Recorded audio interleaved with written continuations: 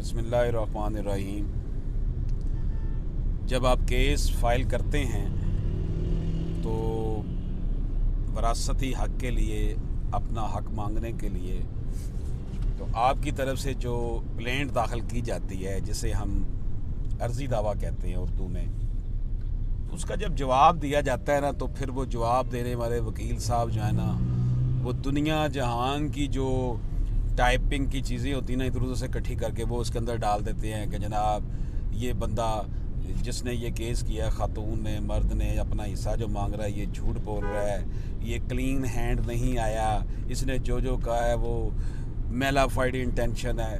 इतनी अजीबो गरीब किस्म की बातें उसमें लिखी होती हैं, बेसरोसपा के तसव्वुर नहीं किया जा सकता कि कोई बंदा इस तरह भी।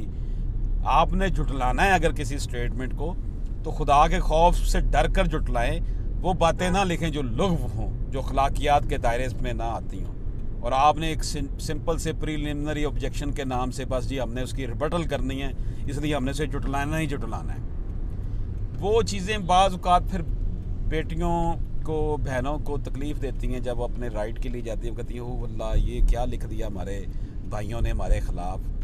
दर हकीकत वो टाइपोग्राफिकल करिश्मा साजी होती है, जो टाइप शुदा पहले से मटेरियल होता है, वकील साहब उसको ही डाल देते हैं और ये नहीं देखते कि ये किसी बेटी और बेटी के राइट को इन्फ्रिंज किया जा रहा है और उसको उस हक़ से महरूम किया जा रहा है जो उसको उसने कुरान ने दिया है, अल्लाह पाक ने दिया है।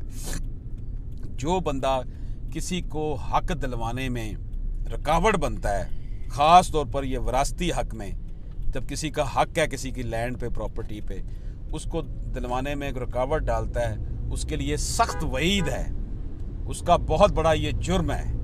इसलिए वकला को चाहिए, हमारे लायर्स भाइयों को चाहिए कि सिर्फ बोनाफाइड केस लें, झूठा केस मत लें।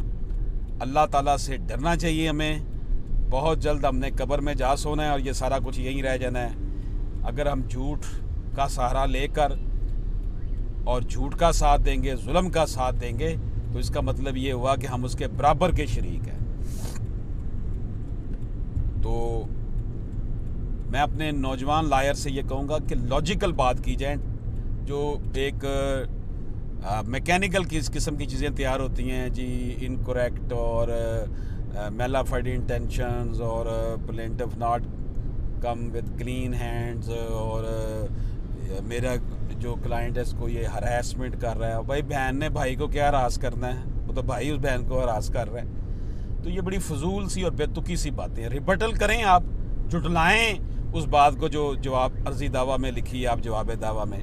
लेकिन इस तरह की बोंगियाँ मारेंगे तो मतलब ये हुआ कि आप अंदर से खोखले हैं, आपके पास कोई लॉजिक नहीं रही।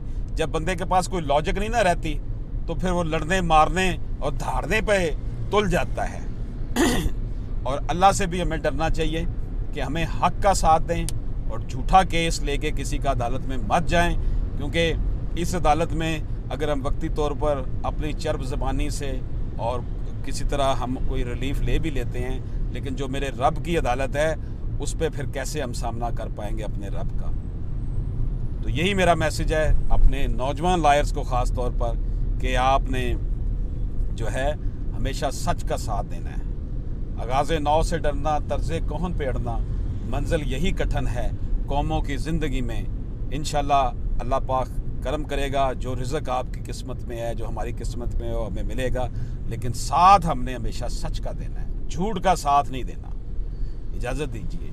अल्लाह हाफ़िज़।